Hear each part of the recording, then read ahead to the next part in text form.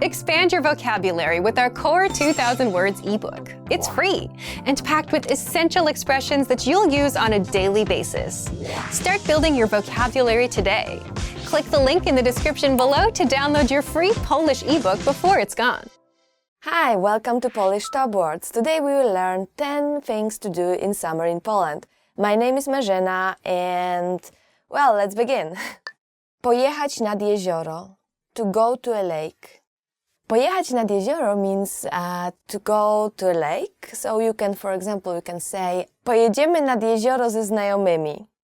We will go to a lake with our friends. We've got many beautiful lakes in Poland, especially in the northern part. There is this land called Land of 1000 Lakes, where you've got many lakes and they're connected, so you can go kayaking from one lake to another, and it can take like 1 or 2 weeks. That's a very nice way to spend summer in Poland. Relaksować się na plaży. To relax at the beach. Relaksować się na plaży. To relax on the beach. That's something I like to do. So you can say, dzisiaj będziemy się relaksować na plaży. Today we will relax on the beach. We've got very beautiful beaches in Poland, and it's pretty hot in summer. It can be like 28, 30 degrees. So it's actually pretty comfortable. And the only funny thing is that, well, there is so many tourists in summer and Polish beaches that it's very, very difficult to find a spot. So be sure to arrive early in the morning. Uczyć się polskiego z polishpod101.com. To learn Polish with polishpod101.com. Uczyć się polskiego z polishpod101.com.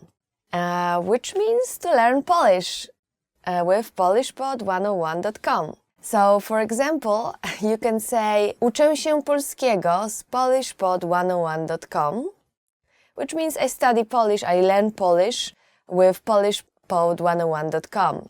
It's another funny thing you can do in summer, right? Nauczyć się jak gotować polskie potrawy. To learn to cook Polish food. Nauczyć się jak gotować polskie potrawy. To learn to cook Polish food. If that's your goal for this summer vacation, you can say w te wakacje nauczę się jak gotować polskie potrawy. This vacation I will learn how to cook Polish food. So we've got many amazing dishes in Poland, and some of them are not so difficult to do, and I'm pretty sure you can do it in your country as well. So be sure to attend one of those classes. Right now they are offering a lot in Warsaw and other big cities. If you are sightseeing, you can join one of those and learn some traditional Polish dishes like pierogi, Polish dumplings, or bigos, which is the sauerkraut, or goulash, which is Polish stew. Zrobić grilla. To have a barbecue.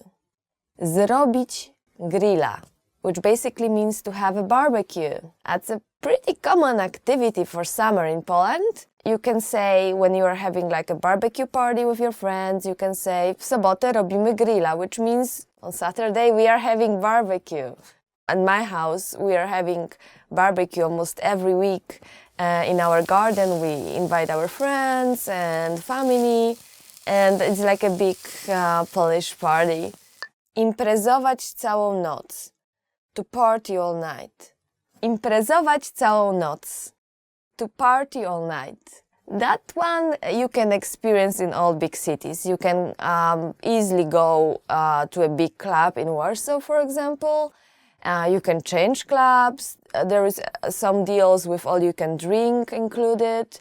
And the best part about it is that you can actually take night bus back home if you decide to go home earlier than in the morning after getting one kebab or two. So, for example, if you wake up and you are like very tired and you want to call your friend and say, oh gosh, I partied the whole night, you can say, wczoraj imprezowałem całą noc. That's if you're a guy, and if you are a girl, you can say wczoraj imprezowałam całą noc, which basically means yesterday I partied all night. Opalić się, to get a tan. Opalić się. Opalić się means to get a tan. So you can, for example, when you see a friend and she came from her vacation and she's wonderful tent, you can say or compliment her or him, ale się opaliłeś, if that's a guy, and if it's a girl, ale się opaliłaś, which basically means, oh, you got yourself a tan. And that's usually a good thing in Poland. If you are too white, people will look at you like you are a weird person, like you are not going to get a tan when you could. Iść na pieszą wycieczkę, to go hiking. So the next one is iść na pieszą wycieczkę. Iść na pieszą wycieczkę basically means to go hiking. So for example, you can say poszłabym na pieszą wycieczkę, which means I would love to go hiking. And it's a very good activity to do in the softer part of Poland, where you've got beautiful mountains, wonderful landscapes. So basically everything you need to enjoy yourself outside in summer. And it's not too hot in the mountains. It should be like 25 degrees, so it's actually pretty good for a walk, for hiking or for piesza wycieczka. Pracować na pół etatu. To work a part-time job. Pracować na pół etatu means to work a part-time job. So you can ask, for example, if you want to know if somebody is part-time or full-time, you can ask them, pracujesz na pełen czy na pół etatu? Are you working full-time or part-time? It's not so common in Poland to work part-time jobs when you are studying. I mean, you can do that, obviously, but the hours are not so flexible, so you have to arrange your schedule, and it can be pretty tough. It's not so easy to get like 4 hours only shift, unless you are in a bigger city. Although people do that, people even work full-time while studying, that's possible, and actually more common in the older years, in the later years at the university. Dobrze spędzić czas z przyjaciółmi. To have fun with friends. Dobrze spędzać czas z przyjaciółmi, which means to have fun with friends. You can, for example, say, dobrze spędzę czas z przyjaciółmi, which means I will have fun with my friends. Well, when I go out with my friends, I usually like to go to a coffee shop, get a decent coffee, or I love to go, just walk around the city, do some shopping, sometimes window shopping actually, but that's lots fun, something you can do together, or go to a cinema, see a nice movie. That's all those things you can do, and then, sit down in the park, or go to a riverside and then see the sunset. That's something you can do even in Warsaw, which is incredible.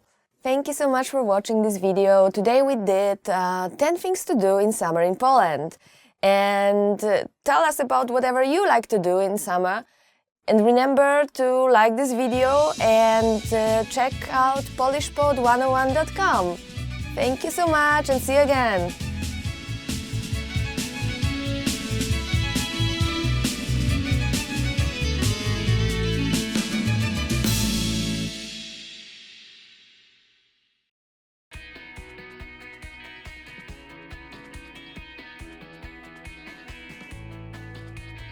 Are you struggling to understand conversations in your target language? This video will improve your listening skills using practice dialogues.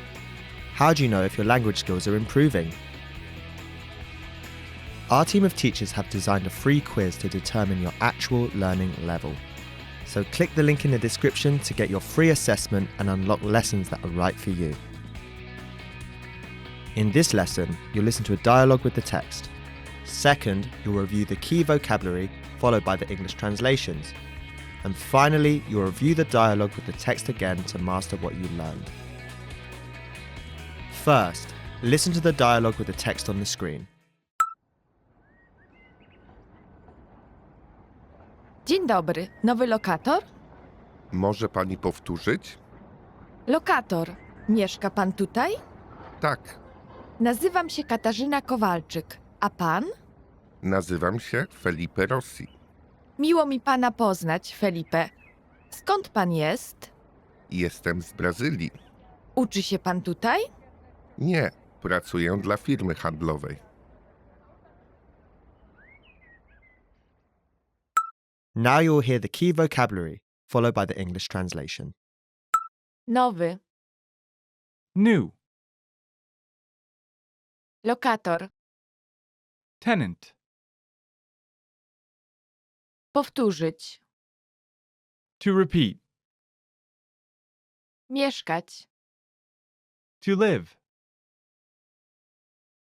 Tutaj. Here. Nazywać się. To be called. Poznać. To meet. To get to know. Skąd? Where from. Być. To be. Uczyć się. To study. To learn. Finally, let's review the dialogue again. See if you can understand more this time.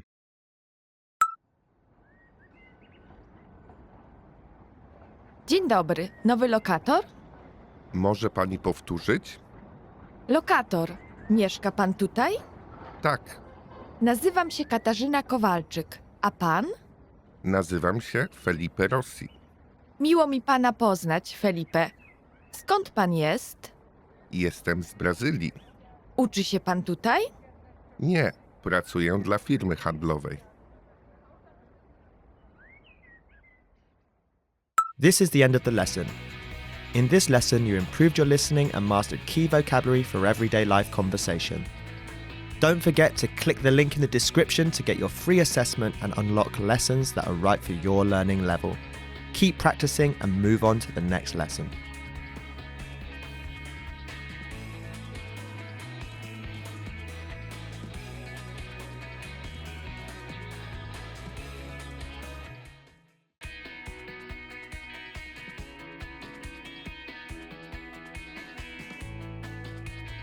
Are you struggling to understand conversations in your target language? This video will improve your listening skills using practice dialogues. How do you know if your language skills are improving? Our team of teachers have designed a free quiz to determine your actual learning level. So click the link in the description to get your free assessment and unlock lessons that are right for you. In this lesson, you'll listen to a dialogue with the text. Second, you'll review the key vocabulary, followed by the English translations. And finally, you'll review the dialogue with the text again to master what you learned. First, listen to the dialogue with the text on the screen. Pracuje pan dla firmy handlowej? Ja też. Nazywa się Good Connections. To jest bardzo duża firma. O, ja też tam pracuję. Możesz mi mówić na ty. Naprawdę? Katarzyna? Możesz to przeliterować? Nie, Kasia. K-A-S-I-A. Now you'll hear the key vocabulary, followed by the English translation. Też. Also. To. Bardzo. Very much. Tam. There. Mówić. To speak. Móc. Can. Naprawdę. Really. Przeliterować. To spell. Firma. Company. Finally, let's review the dialogue again. See if you can understand more this time.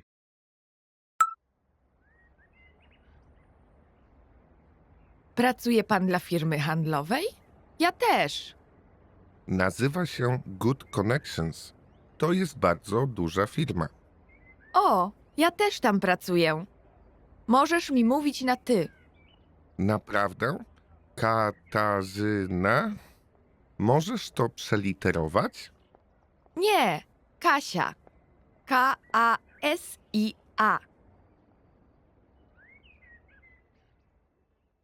This is the end of the lesson. In this lesson, you improved your listening and mastered key vocabulary for everyday life conversation. Don't forget to click the link in the description to get your free assessment and unlock lessons that are right for your learning level. Keep practicing and move on to the next lesson.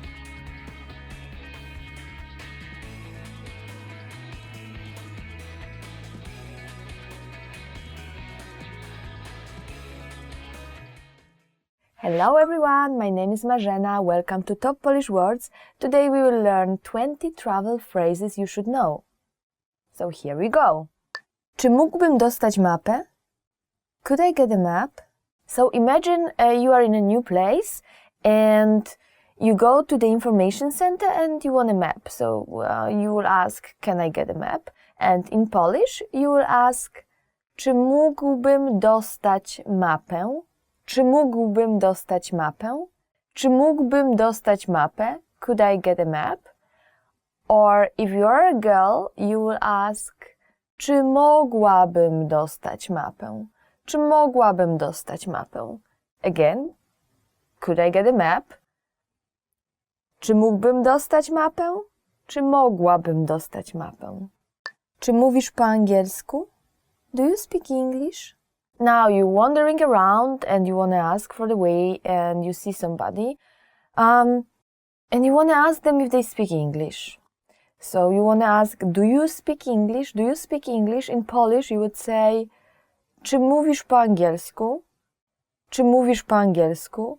And I guess this is the easiest way to say that, but not the nicest way, because actually mówisz, so do you speak English?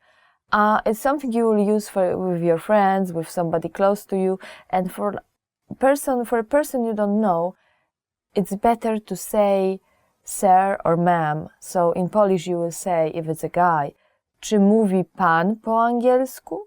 Czy mówi pan po angielsku? And if it's a girl, czy mówi pani po angielsku? Czy mówi pani po angielsku? Czy mówi pan po angielsku? Czy mówi pani po angielsku? But if you want to do it the easy way, nobody will get angry at you. They will know that you are not so good at Polish, that you are still trying to figure stuff out, and you can easily say, czy mówisz po angielsku? Czy mówisz po angielsku? Czy jest autobus z lotniska do miasta? Is there a bus from the airport to the city?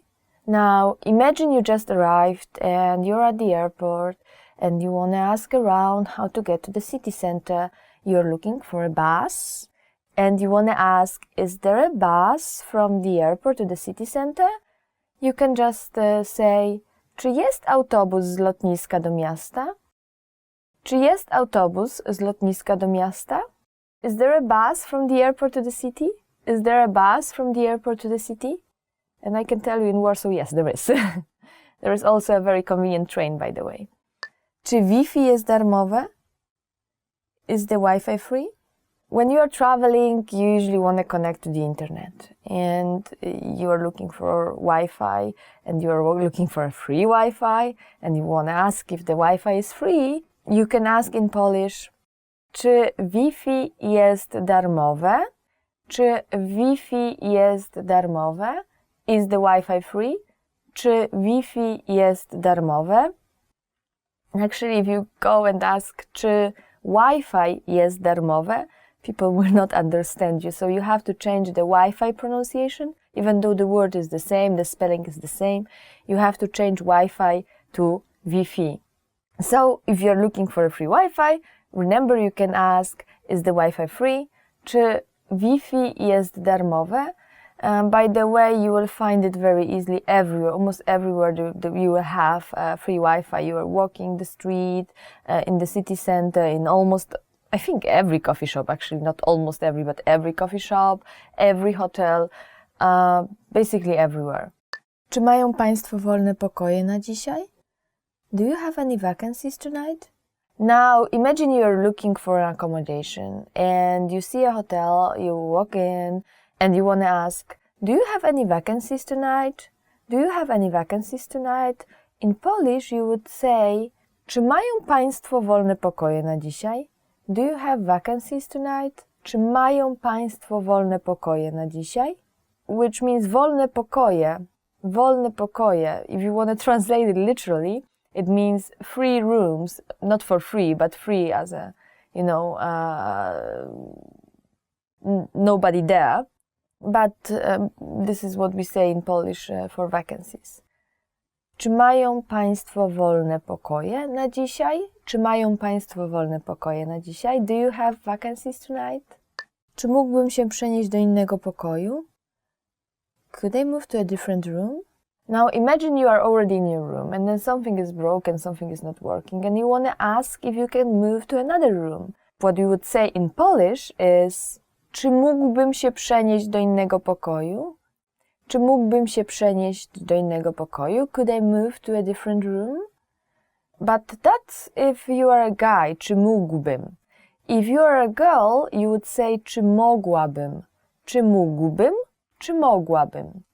Czy mógłbym się przenieść do innego pokoju? Czy mogłabym się przenieść do innego pokoju? Could I move to a different room? Mam rezerwację. I have a reservation. Now, if you're one of those lucky persons who actually booked everything and then you just arrive and you have everything organized, you arrived at the hotel and you want to say, I have a reservation. In Polish, you would say, mam rezerwację. Mam rezerwację. I have a reservation. Mam rezerwację. Or, for example, you can add for today, mam rezerwację na dzisiaj. Or if you are calling them and you want to say, oh, I have a reservation for tomorrow, but I will arrive late or something like that, you can say, mam rezerwację na jutro. Mam rezerwację na jutro. Or if you want to say, I have a reservation for September 15th, you can say, mam rezerwację na 15 września. So there is this preposition na. Mam rezerwację na, and then the date comes. It can be a date or a day, like jutro, tomorrow. Czy moglibyśmy prosić o menu? Could we have the menu, please? And imagine you enter a restaurant. Depends on the country. Sometimes you have to ask for things. Sometimes the waiter or waitress will just bring everything to you. In Poland, I think in a lot of places you will wait long time before they bring everything. So it's better to ask. And for example, if you want to have the menu and you want to say, could we have the menu, please? In Polish you will say, czy moglibyśmy prosić o menu? Czy moglibyśmy prosić o menu? There is a Polish word for menu, which you will say, well, in Polish, karta dań, karta dań, but we don't use it very often. So usually just menu is okay. Czy moglibyśmy prosić o menu? Ma Pan jakieś rekomendacje? Do you have any recommendations? Now, imagine you are staying at a hotel and you want to walk around, you want to see new places, but you don't really know where to go and you want to ask for the recommendation. What you would say to a guy is, ma Pan jakieś rekomendacje? Ma Pan jakieś rekomendacje? And to a girl, you would say, ma Pani jakieś rekomendacje? Ma Pani jakieś rekomendacje? Do you have any recommendations? It can be either about sightseeing or when you already have this menu and you are ordering something and you don't know what Polish food is like and which is good, which is bad, which is the most traditional one. You just ask the waiter or waitress. Czy ma Pan jakieś rekomendacje? Czy ma Pani jakieś rekomendacje? Do you have any recommendations? Czy mogę prosić o rachunek? Could I have the check, please? Now, when you finish and you want to get the bill and just go, and you want to ask, could I have the check, please? In Polish, you would say, czy mogę prosić o rachunek? Czy mogę prosić o rachunek? Could I have the check, please? Could I have the check, please? Czy mogę prosić o rachunek? Czy mogę prosić o rachunek? Where rachunek means bill or check. Czy mogę prosić o rachunek? Jestem uczulony na orzeszki ziemne. I'm allergic to peanuts. Now, when you have some allergies, it's very important to tell your waiter or waitress that you have them, because sometimes they can prepare a dish that can actually be very dangerous for you. So if you want to say I'm allergic to peanuts, you will say jestem uczulony na orzeszki ziemne. Jestem uczulony na orzeszki ziemne. And if you have any other allergies, you will just say jestem uczulony na and then add the allergy. So jestem uczulony na orzeszki ziemne is one of the examples. Now, if you are a girl, you will change it a little bit. You will say, instead of uczulony, you will say uczulona. So instead of saying jestem uczulony na orzeszki ziemne, you will say jestem uczulona na orzeszki ziemne. Poproszę wodę. Water, please. In many countries, in restaurant, water is for free. In Poland, actually, it's not for free, but you can order it, of course. And when you want to say water, please, in Polish you would say poproszę wodę. Water, please. Poproszę wodę. Which, remember, you will be charged for it. Ile to kosztuje? How much is this? It's never good to buy something if you don't know the price. And same goes for Poland, especially if you go and buy something in a bazaar. They can cheat you, they can charge you extra, so it's always better to ask first. And to do so, you just say, ile to kosztuje? Ile to kosztuje? How much is this? How much is this? Ile to kosztuje? Wezmę to. I would like this. Now, even if you don't know the Polish name, you can always point at something and say, I would like this. Now, how to say it in Polish? In Polish, you would say, wezmę to. I would like this. Wezmę to. Just simply point at the thing and say, wezmę to. I would like this. Wezmę to. Which literally means I will take this. Wezmę to. Czy dostanę zniżkę? Could you give me a discount? It is not so uncommon, not so unheard of to just bargain, especially when you are buying on the street and bazaar. In a big shop, not so much, but you can always try to ask for a discount if you are buying bigger amount. So if you want to ask, could you give me a discount? In Polish you would say, czy dostanę zniżkę? Czy dostanę zniżkę? Could you give me a discount? Czy dostanę zniżkę? Czy akceptują Państwo karty kredytowe? Do you take credit cards? Now, a lot of people travels with no cash on them. It's easier, it's more efficient. Even if you lose your credit card, you can always block it, you can always probably undo some transactions. But it's also very important to ask if they actually accept credit cards in the place where you are going to. And in Poland, I think most places does, or I guess almost all places does. But it's also a good practice to just ask about it. And if you want to say, do you take credit card? Do you take credit card? In Polish would be, czy akceptują Państwo karty kredytowe? Czy akceptują Państwo karty kredytowe? Czy akceptują Państwo karty kredytowe? Do you take credit card? Przepraszam, gdzie jest stacja kolejowa? Excuse me, where is the train station? And if you are walking around the street and you want to find the train station, let's say, or anything else, you can use the same sentence actually to anything else. You can stop somebody saying przepraszam, which is something like excuse me, and then adding gdzie jest stacja kolejowa? Przepraszam, gdzie jest stacja kolejowa? Which in English would mean excuse me, where is the train station? Przepraszam, gdzie jest stacja kolejowa? Excuse me, where is the train station? Przepraszam, ile kosztuje bilet? Excuse me, how much is the ticket? So you just say, excuse me, how much is the ticket? In Polish you would say, przepraszam, ile kosztuje bilet? Przepraszam, ile kosztuje bilet?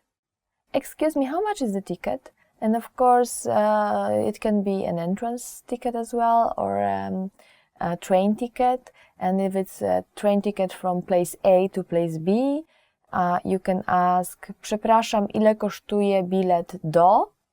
And then add the name of your destination. For example, przepraszam, ile kosztuje bilet do Krakowa? Przepraszam, ile kosztuje bilet do Warszawy? Przepraszam, ile kosztuje bilet do Opola? Przepraszam, ile kosztuje bilet do Wrocławia? And so on, and so on. Czy mógłby pan zrobić mi zdjęcie? Could you take a picture of me, please?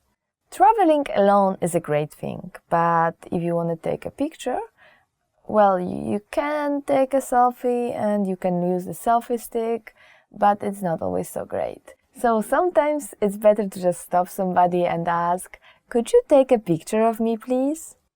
Which in Polish you would say, czy mógłby pan zrobić mi zdjęcie? Czy mógłby pan zrobić mi zdjęcie? If the person you ask is a guy. But if it's a girl, you would say, czy mogłaby pani zrobić mi zdjęcie? Czy mogłaby pani zrobić mi zdjęcie? Czy ten autobus jedzie na lotnisko? Is this the right bus for the airport?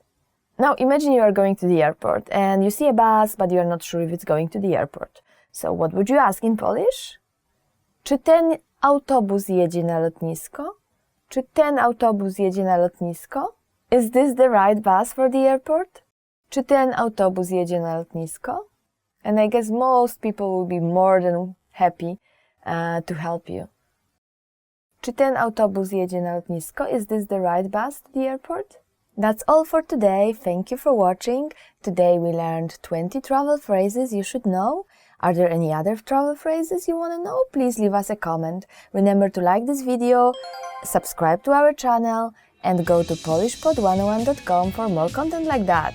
Thank you again and see ya!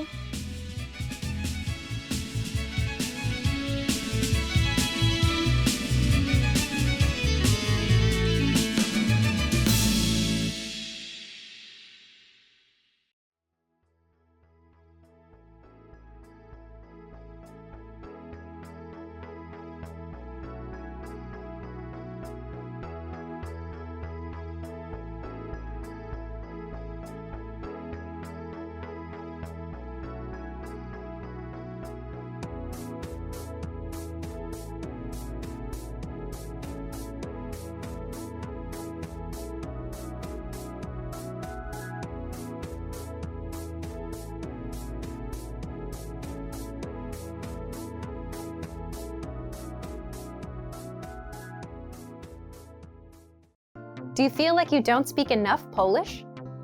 That you need to know more words? Then stick around. With these lessons, you'll pick up some of the most common words in just a few minutes. Now, this video is a small portion of our learning program. To get the full lessons, translations, and Fluency Fast study tools, click the link in the description and sign up for your free lifetime account.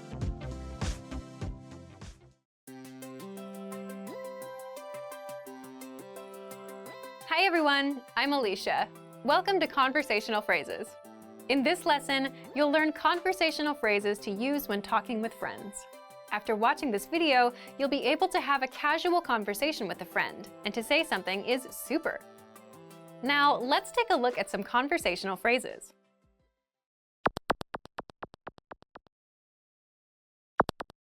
Listen to the dialogue. Hej, patrz na ten samochód.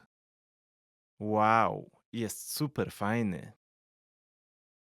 Once more with the English translation. Hej, patrz na ten samochód. Hey, look at that car. Wow, jest super fajny. Wow, that's super cool. First of all, you'll need to learn how to say, hey, look at that car. That's, Hej, patrz na ten samochód. listen to it again. Hej, patrz na ten samochód. Hej, patrz na ten samochód. Now, how do you respond to this? First of all, you'll need to learn how to say wow. That's Wow. Wow. Then you'll need to learn how to say that's super adjective. The pattern is Jest super. adjective. This Polish sentence literally translates as is super adjective, but it means that's super adjective. For example, that's super cool. Jest super fajny. Jest super fajny.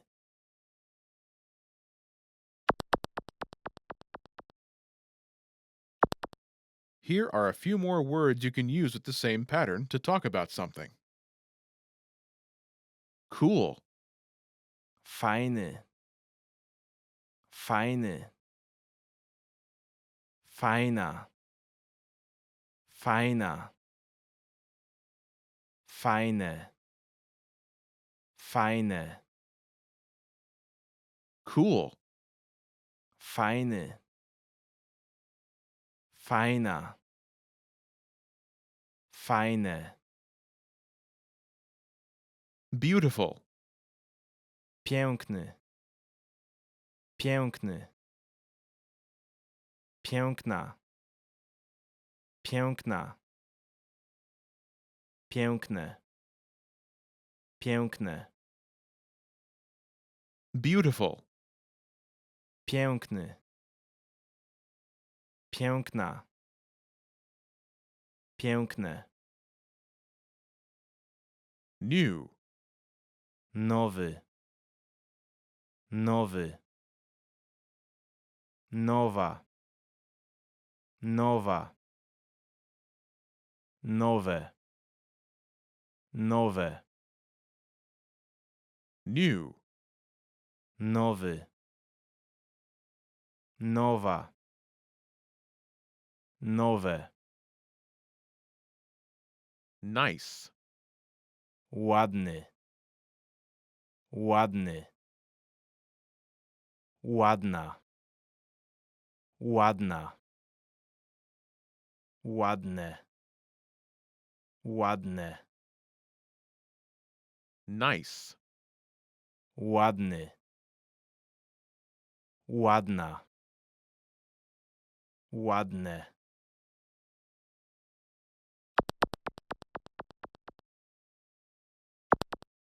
Let's look at some examples. Listen and repeat or speak along with the native speakers. Hej, patrz na ten samochód. Jest super piękny. Hey, look at that car. Hej, patrz na ten samochód. That's super beautiful. Jest super piękny. Hej, patrz na ten samochód. Jest super nowy. Hey, look at that car. Hej, patrz na ten samochód. That's super new. Jest super nowy. Hej, patrz na ten samochód. Jest super ładny. Hey, look at that car. Hej, patrz na ten samochód. That's super nice. Jest super ładny.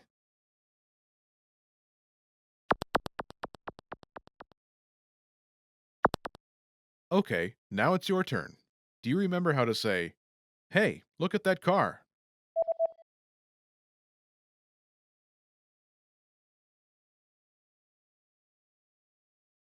Hej, patrz na ten samochód. Imagine you want to say something is super beautiful. Do you remember how to say beautiful? Piękny. Piękny. Say, that's super beautiful.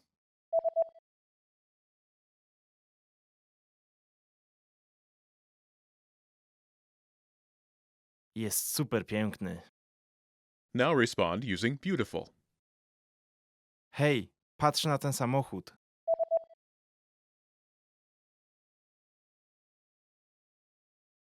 Jest super piękny. Now imagine you want to say something is super new. Do you remember how to say new, Nowy. Nowy. say, that's super new.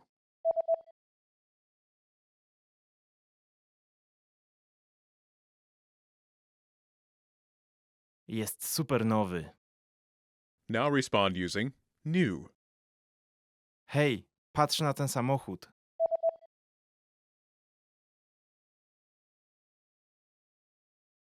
Jest super nowy.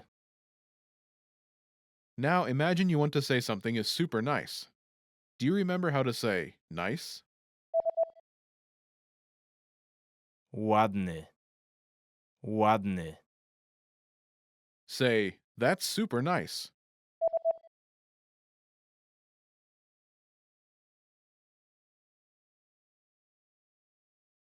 Jest super ładny. Now respond using nice. Hej, patrz na ten samochód.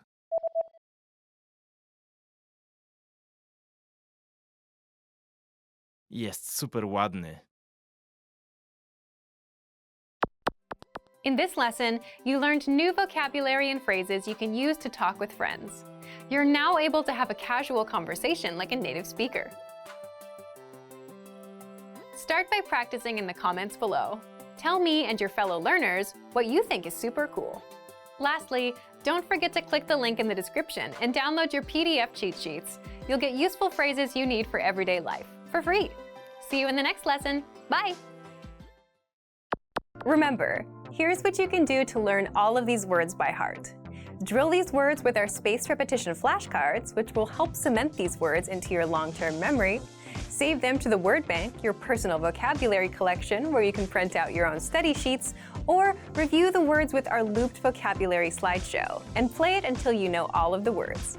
So click the link in the description right now and sign up for your free lifetime account to get these lessons and study tools. Hello everybody, my name is Marzena. Welcome to Top Polish Words. Today we will learn top 10 ways to prepare your travel. Okay, so here we go. Wybrać miejsce. Wybrać miejsce. To choose your destination. So one of the most important is wybrać miejsce. Wybrać miejsce means to choose your destination. Wybrać means to choose, and miejsce literally it means place, but of course here we mean like the place where you are going to. So wybrać miejsce altogether means to choose your destination, and for example you can say wybrałeś już miejsce na kolejne wakacje? Wybrałeś już miejsce na kolejne wakacje? Have you already chosen your next holiday destination? Wybrałeś już miejsce na następne wakacje? And of course it's Poland, and of course it's Krakow, Wrocław.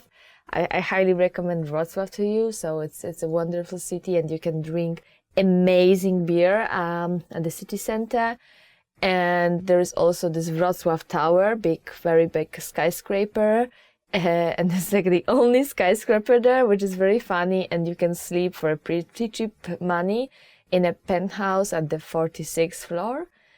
So be sure to try it out when you're in Poland. Kupić poradnik.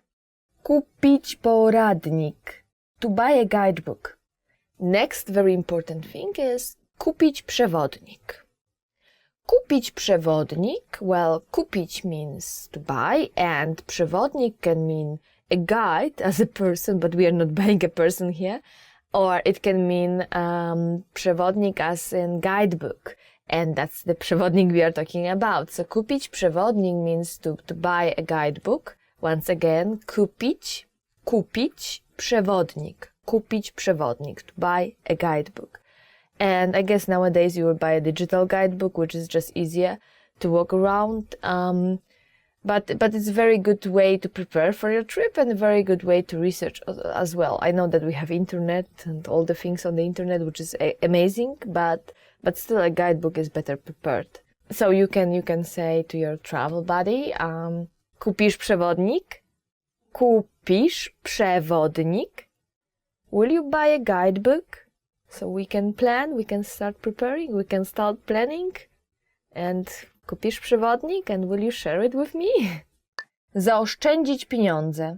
Zaoszczędzić pieniądze. To save money. Our next step is a very important one and it's zaoszczędzić pieniądze. Zaoszczędzić pieniądze. Well, zaoszczędzić means to save and pieniądze is money. So zaoszczędzić pieniądze altogether gives us to save money.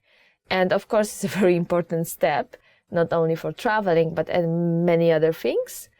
For example, you can say musimy zacząć oszczędzać pieniądze. We need to start saving money. Musimy zacząć oszczędzać pieniądze.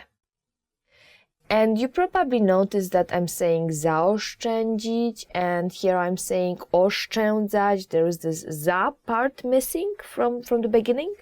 And that's okay because zaoszczędzić is already perfective form while zacząć oszczędzać is the imperfective one. So it's not finished. It's not a finished action.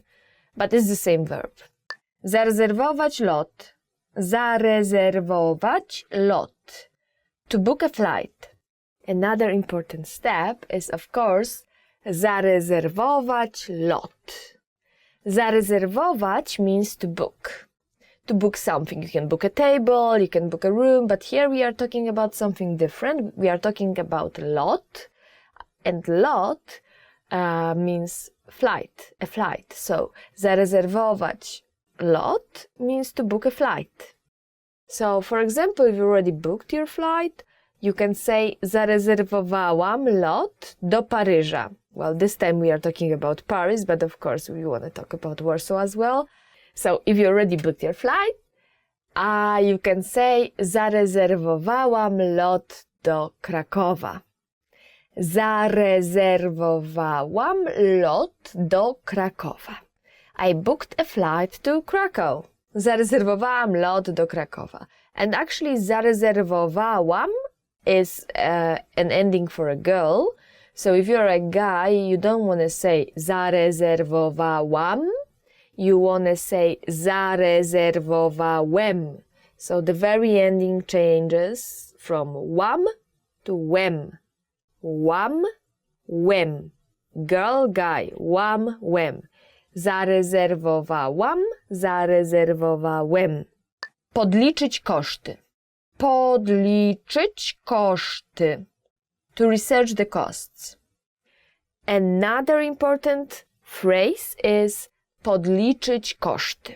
Podliczyć koszty means to calculate, or actually podliczyć means to calculate or to sum up, and koszty means just costs. So basically very similar to English, right? Koszty, costs, kind of the same sound. And podliczyć koszty all together, you can translate as to research the costs or to calculate, to sum up the costs. And of course, this is a very important thing to do. So before you start actually oszczędzać or to save money, you need to know how much you have to save in order to go somewhere. And that's when it comes in handy. So, for example, you can say, pamiętaj, żeby podliczyć koszty. Remember to research the costs. Złożyć wniosek o wolne. Złożyć wniosek o wolne. To request vacation time. Another important step is, if you are working, you need to złożyć wniosek o wolne. Złożyć wniosek o wolne. Złożyć means to put together, like the literal meaning is to put together. But here we use it as submit something. And a wniosek o wolne is just a form to get vacation. So altogether, we can translate as to request vacation time, but literally it just means to submit a form for vacation. And for example, you can say, złożyłeś już wniosek o wolne? Have you already requested vacation time? Złożyłeś już wniosek o wolne? Zarezerwować noclegi. Zarezerwować noclegi. To book accommodations. The next phrase is zarezerwować noclegi.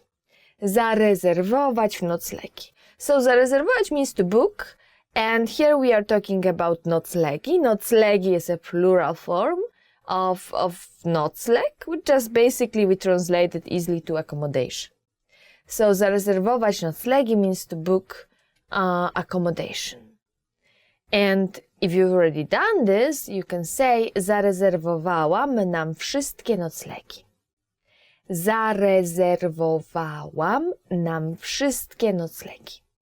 I have booked our accommodations. Zarezerwowałam nam wszystkie noclegi. And actually the same here.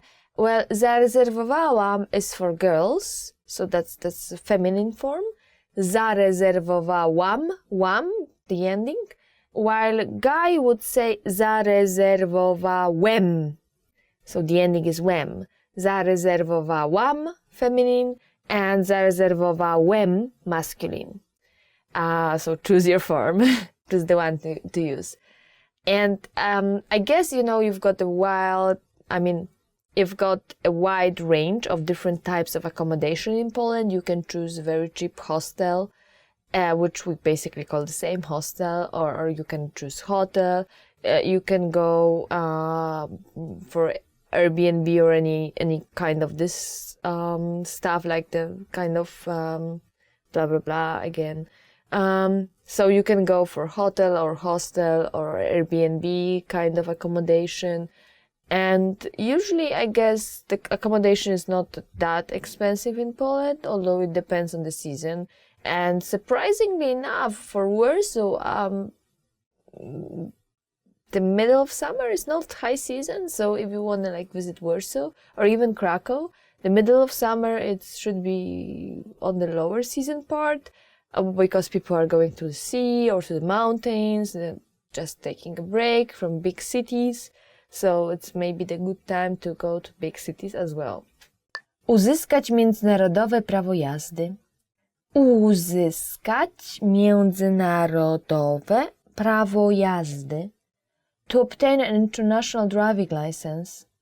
Also, a very important thing to do if you want to drive around Poland is to obtain an international driving license. And in Poland we say, or in Polish we say, uzyskać międzynarodowe prawo jazdy.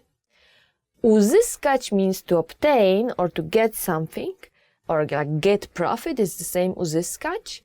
Międzynarodowe, it means international.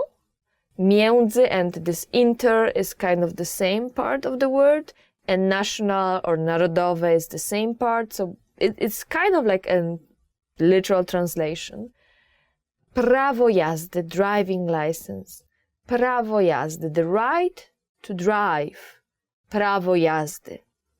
But of course it's driving license. So uzyskać międzynarodowe prawo jazdy means to obtain an international driving license. And it's a very important step to do, because if you don't, you will not be able to rent a car and just drive around Poland, which is a very nice thing to do. For example, you can say, aby prowadzić samochód w innych krajach, musisz uzyskać międzynarodowe prawo jazdy. Aby prowadzić samochód w innych krajach, musisz uzyskać międzynarodowe prawo jazdy. Oh, that was long, but it literally means, or actually it means, aby prowadzić samochód w innych krajach, należy uzyskać międzynarodowe prawo jazdy. Aby prowadzić samochód w innych krajach, należy uzyskać międzynarodowe prawo jazdy. To drive in another country, you need to obtain an international driving license. Odnowić paszport. Odnowić paszport. To renew your passport. Okay, this is something really not to forget, and that's odnowić paszport. Odnowić means to renew, and paszport is passport. And please, please, please don't forget that, because I personally once did forget, or actually my boyfriend did. So we were almost going to Philippines, and I was like almost going to Philippines. We were at the airport and they were checking our passports, and they are looking at his passport and it says only 3 more months valid, and to go to Philippines you need 6 months, which was basically like, well, you lady can go, but he can't. And I was so furious. So please don't forget to do that. That's like the stupidest thing you can do. So one thing you can say is, muszę sobie odnowić paszport. I need to renew my passport. Muszę sobie odnowić paszport. Spakować się. Spakować się. To pack. Now, when you are almost going, you've got your ticket, you've got your passport, you've got your accommodations. Another thing you can do, or you have to do, is spakować się. Spakować się as a reflexive verb, and it means to pack yourself. Well, actually, it literally means to pack yourself, so we can say to pack as well. And for example, in a sentence, you can use it like this. Spakowałeś się już? Have you already packed? Spakowałeś się już?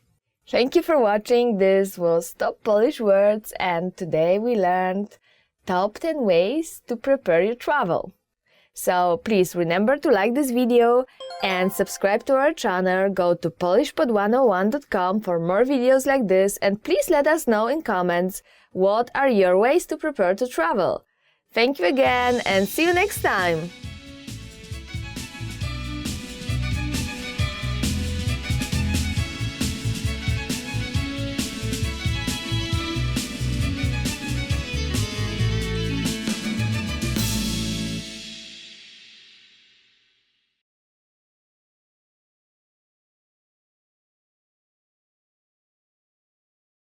Expand your vocabulary with our Core 2000 Words ebook. It's free and packed with essential expressions that you'll use on a daily basis.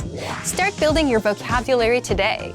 Click the link in the description below to download your free Polish ebook before it's gone.